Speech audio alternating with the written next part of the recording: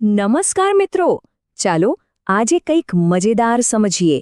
આપણે જે પ્રવાહીની કલ્પના સિદ્ધાંતોમાં કરીએ છીએ અને જેનો અનુભવ રોજિંદા જીવનમાં કરીએ છીએ, એ બંનેમાં ખરેખર શું ફરક છે? ચાલો આ રહસ્યને ઉકેલીએ. તો આજે આપણે શું જોવાના છીએ? પહેલાં તો એ સમજીશું કે પ્રવાહી શું છે, પછી આદર્શ અને વાસ્તવિક પ્રવાહી વચ્ચેનો તફાવત જોઈશું અને છેલ્લે એ જાણીશું કે આવા કાલ્પનિક મોડલ પણ કેમ આટલા જરૂરી છે. તો ચાલો શરૂઆત કરીએ એક બહુ જ સિમ્પલ સવાલથી જે આપણે રોજ જોઈએ છીએ. તમે ક્યારે વિચાર્યું છે?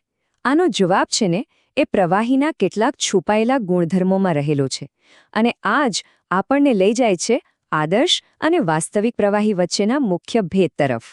તો આ આખી વાતને બરાબર સમજવા માટે ચાલો પહેલાં આપણે એક કાલ્પનિક કોન્સેપ્ટને સમજીએ, જેને કહેવાય છે આદર્શ પ્રવાહી. તો પહેલો ગુણધર્મ છે વિસ્કોસિટી. સિમ્પલ ભાષામાં કહીએ તો પ્રવાહીનો વહેવાનો વિરોધ કરવાનો ગુણ. હવે એક આદર્શ પ્રવાહીમાં ઝીરો વિસ્કોસિટી હોય છે, મતલબ કે એને વહેવામાં કોઈ જ રોકટોક નહીં, એકદમ સરળતાથી વહે. પછી આવે છે સરફેસ ટેન્શન. આ એ ગુણધર્મ છે જેના લીધે પાણીના ટીપા ગોળ બને છે. પણ આદર્શ પ્રવાહીમાં ઝીરો સરફેસ ટેન્શન, એટલે કે એ ટીપા બનાવશે જ નહીં, બસ ફેલાઈ જશે. અલબત્ત આ બધું કાલ્પનિક છે. અને ત્રીજો મુદ્દો એ છે ઇનકમ્પ્રેસિબલ, એટલે કે એવો પદાર્થ જેને તમે દબાવી ન શકો. ગમે તેટલું દબાણ કરો, એની ઘનતા કે કદ બદલાશે નહીં. આદર્શ પ્રવાહી બિલકુલ આવું જ હોય છે, જેને દબાવી શકાતું નથી. તો આપણે આટલું બધું એકદમ પરફેક્ટ આદર્શ પ્રવાહી વિશે જાણી લીધું, પણ હવે વાસ્તવિકતાનો સામનો કરવાનો સમય છે. અને હકીકત એ છે કે આવા આદર્શ પ્રવાહી કુદરતમાં ક્યાંય છે જ નહીં. હા, તમે બરાબર સાંભળ્યું.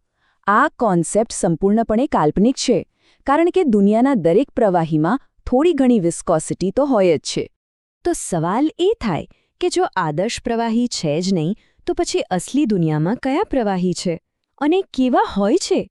બસ એ જ છે વાસ્તવિક પ્રવાહી, એટલે કે એવો કોઈ પણ પ્રવાહી જેમાં વિસ્કોસિટી હોય. આપણે જે પણ જોઈએ છીએ, અનુભવીએ છીએ, હવા, પાણી, પેટ્રોલ, તેલ, આ બધું જ વાસ્તવિક પ્રવાહી છે. ચાલો આ ટેબલમાં આપણે ફટાફટ આ બંને વચ્ચેનો તફાવત જોઈ લઈએ. જુઓ, વિસ્કોસિટી અને સરફેસ ટેન્શન આદર્શ પ્રવાહીમાં ઝીરો હોય છે, જ્યારે વાસ્તવિક પ્રવાહીમાં હાજર હોય છે.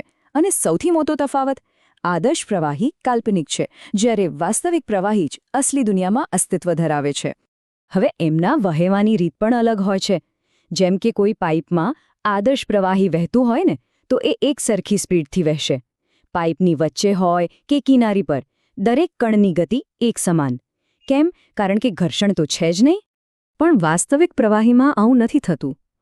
એમાં શું થાય કે પાઇપની દિવાલો પાસે ઘર્ષણને કારણે પ્રવાહીની ગતિ એકદમ ધીમી પડી જાય છે, અને જે કણ બરાબર વચ્ચે હોય, જે દિવાલથી સૌથી દૂર હોય, એની ગતિ સૌથી વધારે હોય છે, એટલે કે એની વેલોસિટી બદલાતી રહે છે.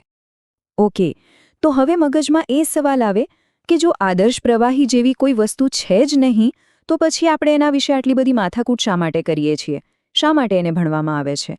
જુઓ, એનું કારણ બહુ જ મહત્વનું છે. આ આદર્શ પ્રવાહીનો કોન્સેપ્ટ છે ને, એ એક ખૂબ જ ઉપયોગી ટૂલ છે. એનાથી વૈજ્ઞાનિકો અને એન્જિનિયરો માટે જટિલ ગણતરીઓ સહેલી બની જાય છે. પહેલાં એ આદર્શ મોડેલથી શરૂઆત કરે છે અને પછી ધીમે ધીમે વિસ્કોસિટી જેવા વાસ્તવિક પરિબળોને ઉમેરીને સાચા જવાબ સુધી પહોંચે છે. અને આ આપણને એક મોટા વિચાર તરફ દોરી જાય છે. આપણે આપણી આસપાસની વાસ્તવિક દુનિયાને સમજવા માટે આવા કેટલા બધા સંપૂર્ણ કે આદર્શ મોડેલ્સનો ઉપયોગ કરીએ છીએ, ખરું ને? જેમ કે ફિઝિક્સમાં ઘર્ષણ વગરની સપાટી, કે પછી અર્થશાસ્ત્રમાં પરફેક્ટ માર્કેટ.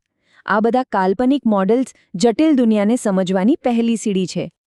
જો તમને આ જાણકારી પસંદ આવી હોય તો please like, share and subscribe for more. આભાર.